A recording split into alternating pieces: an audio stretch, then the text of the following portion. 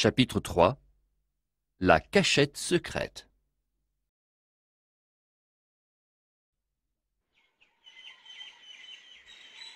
Lucille retrouve sans difficulté le chemin du bois et la clairière où elle a rencontré Alex. Comme la veille, on n'entend pas de bruit, ni le chant des oiseaux. Lucille commence à avoir peur. Enfin, Alex arrive. Tu es toute seule? Mon cousin est trop stupide. Il n'a pas voulu venir. Ce n'est pas grave, allons-y. Nous laissons nos vélos ici.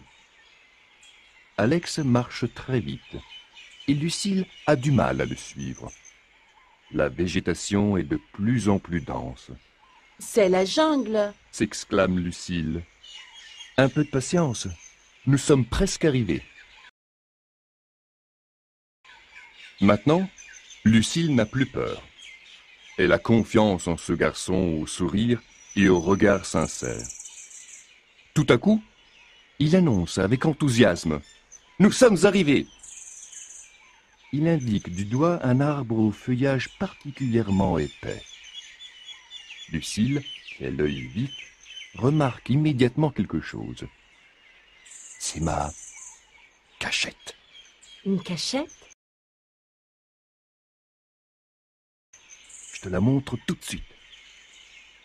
Agile, Alex grimpe à l'arbre comme un écureuil, puis, à l'aide d'une corde, aide Lucille à monter. Après quelques efforts, Lucille arrive à la cachette. C'est génial, Alex. C'est une vraie petite maison. Lucille remarque un livre posé sur une caisse. Le crime de l'Orient Express. C'est super bien comme livre. Moi aussi, je l'ai lu.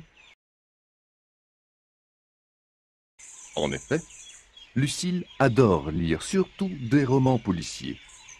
Tu viens ici pour lire? Demande Lucille. Oui, je n'aime pas trop rester chez moi. Je ne m'entends pas très bien avec mon oncle. Et tes parents?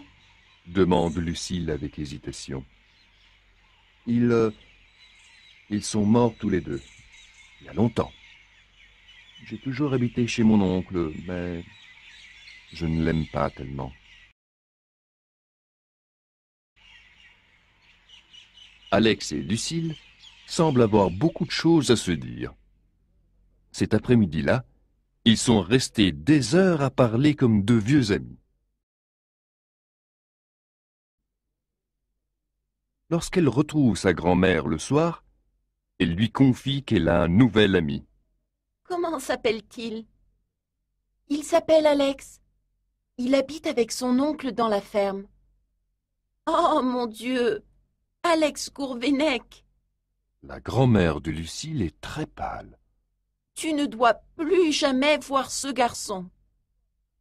Et pourquoi? Demande Lucille, très étonnée de sa réaction. Parce que... Sa grand-mère commence à raconter l'histoire triste de la famille Gourvenec.